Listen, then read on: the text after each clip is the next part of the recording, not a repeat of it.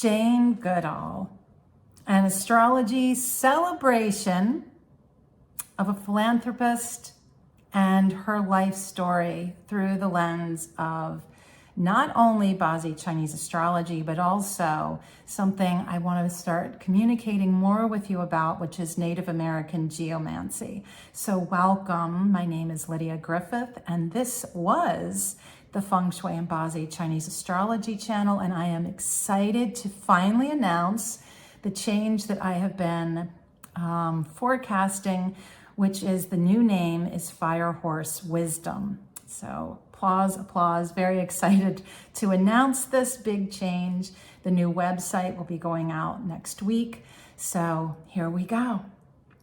So yeah, if you're interested in Bazi Chinese astrology and Feng Shui and spiritual wisdom, please subscribe, hit the bell so you don't miss a single video. Welcome again.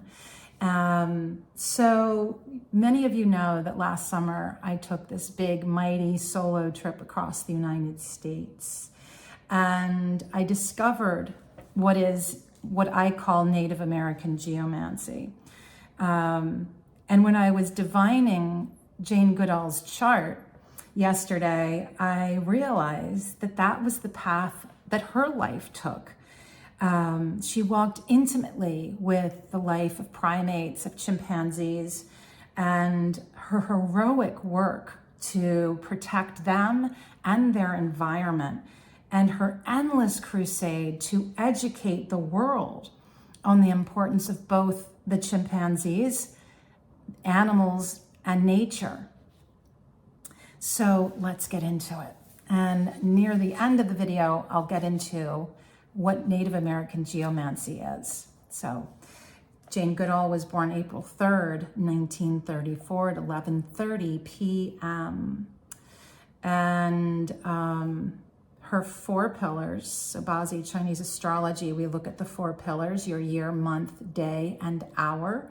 Her year is a yang wood dog.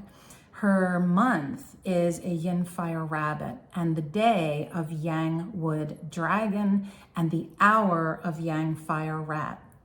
So right away, one of the first things I notice, and I love calling this the landscape of a Bazi astrology chart, is that her year and her day, your year is like the overarching umbrella of who you are, but the day pillar is more specifically you. So when we see this, that yang wood on top of the yang earth of the dog for the year, and then the yang wood with the yang earth of the dragon, one being autumn and one being spring, it's as if I see her as two massive trees on top of a mountain. Now, you might remember that the dog and the dragon are enemies. This is an interesting thing because it's like the two mountains are colliding, like an earthquake.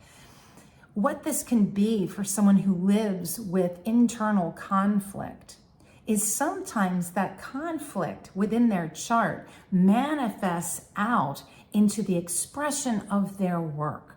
So somebody born in the year of a dog is going to naturally be drawn towards work that is about justice, about fairness, and about protecting others. And obviously she was doing that in her philanthropic work. The day of the dragon brings in leadership qualities, the ability to forge ahead, but in a magical way, in a way that is very innovative and unique, and yeah, like she's taking this new path.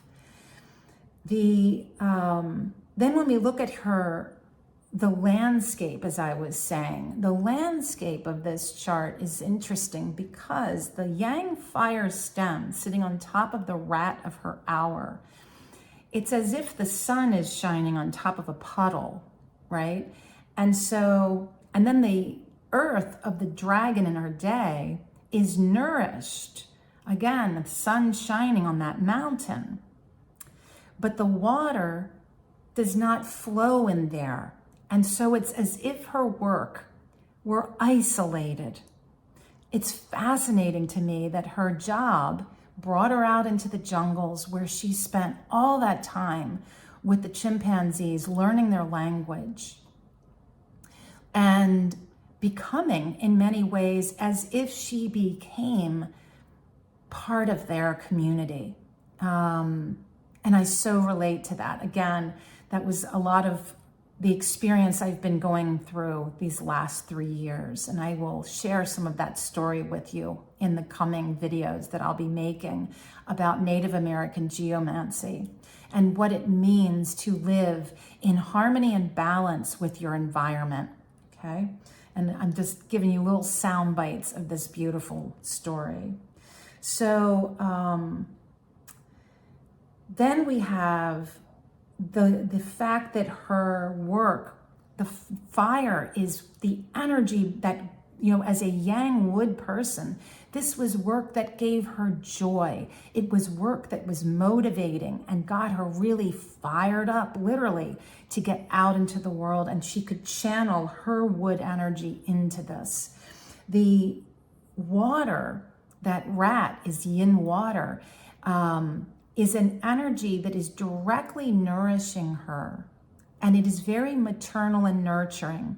So when we see this as her career, it shows that this is someone who brings her maternal nurturing quality into her job, and it also requires working with the government, working with law, working with perhaps having laws passed to protect, for instance, the Gombe National Park, right?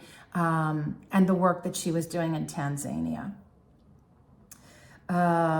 So all of that I found super, super interesting. This was somebody that was destined to fame and wealth because her chart is a Lu pattern chart. In the stages of energy, there is the number 4 sits on top of her month. And that's where you get the Lu pattern, that number 4.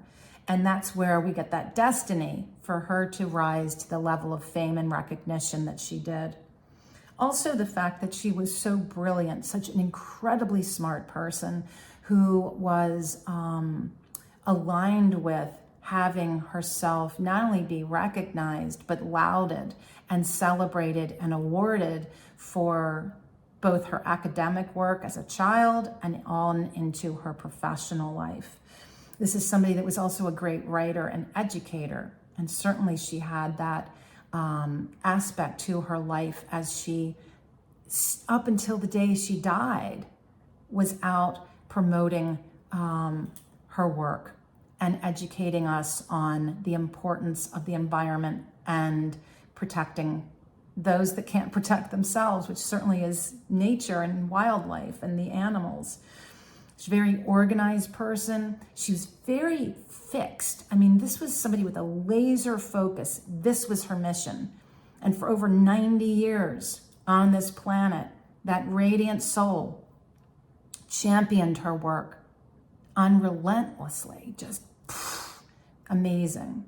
The other aspect of her chart was this was somebody who loved life and lived it big and large. Nothing could hold her back.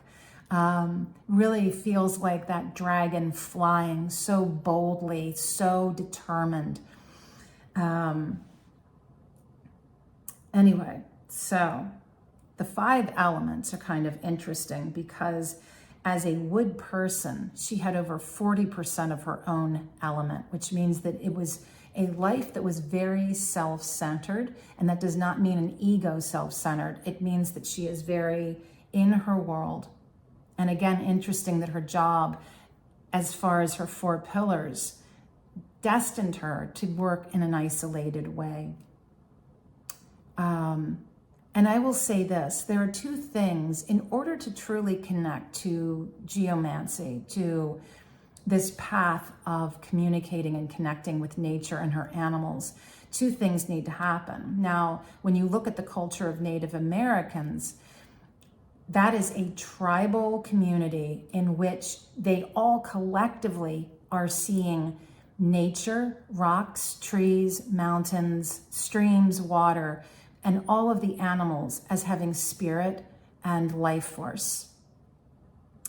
And so that is a beautiful thing because you have the support of the tribe building that, that understanding within you. Whereas if you are out in the world, the only way for that to happen is through isolation and being alone.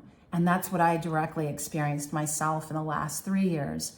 And that really came to a big, huge climax on this trip that I took last summer.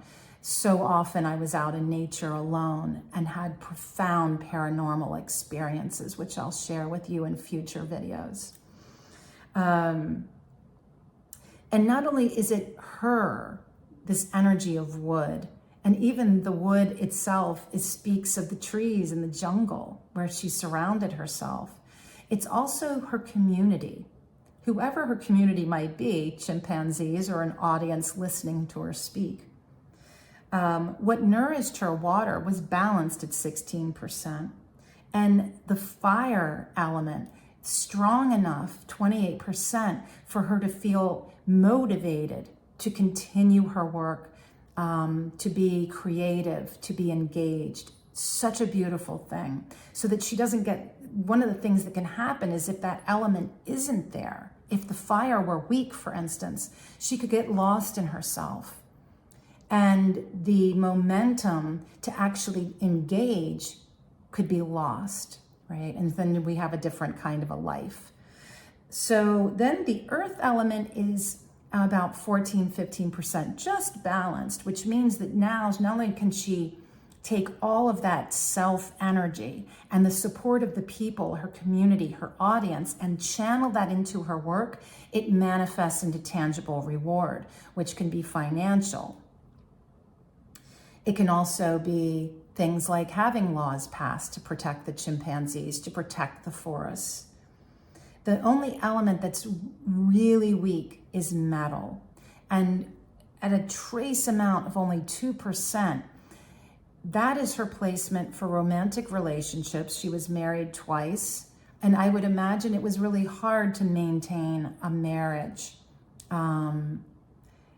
given the fact that, again, so much of her work, I think she really needed to be isolated and alone with the chimpanzees to reach the level of understanding and communication that she did. The metal also weakens her career.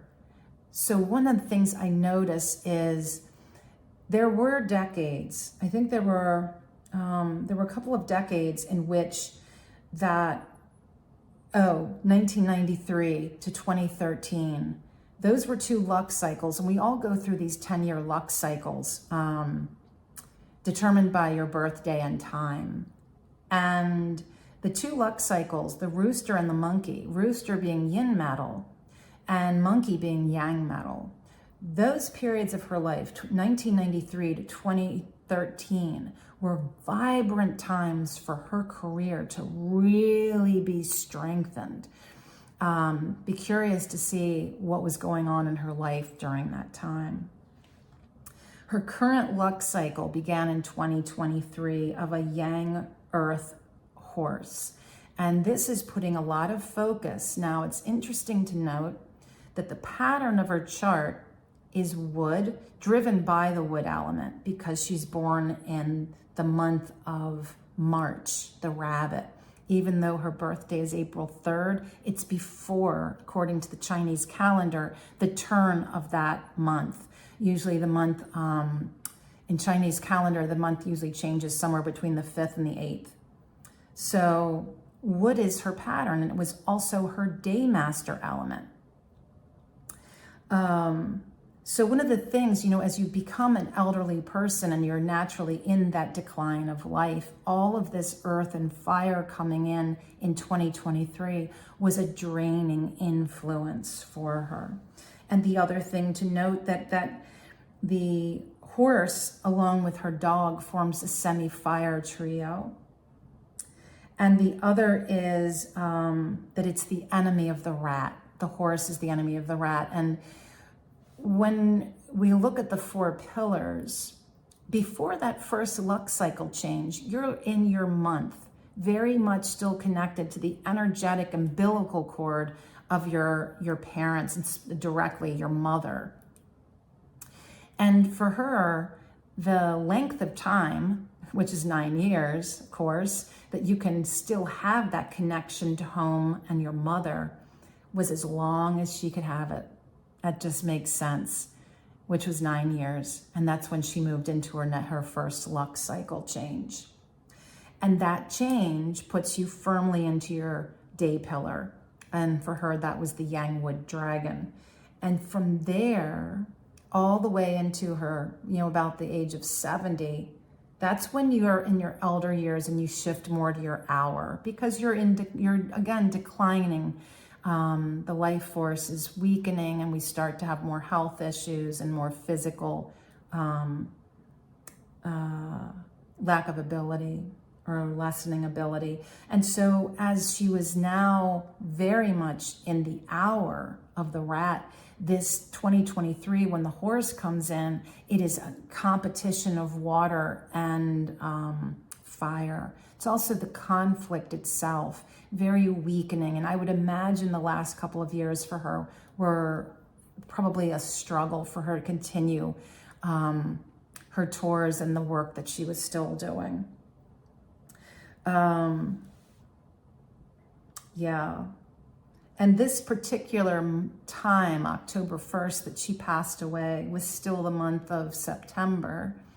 The month of October begins next week on the 8th with the full moon.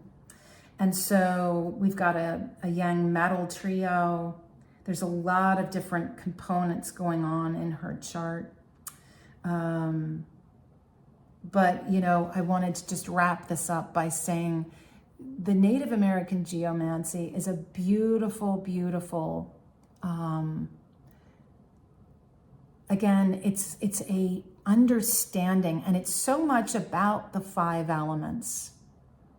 It is about recognizing Father Sky and Mother Earth and everything that is in between.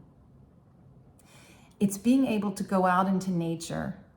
And I've mentioned how important it is when your nervous system is really struggling with stress, anxiety, to get out in nature every day. Take your shoes off and put feet on the earth. To bring your head to the sky, arms wide open. Taking a deep inhale, exhaling slowly, and repeating that. It's instant medicine. But the importance of being in nature, in solitude and silence, is one of the most profound experiences of my life. Because you begin to tune in over time to the language of nature. And that, my friends, is a story for another day.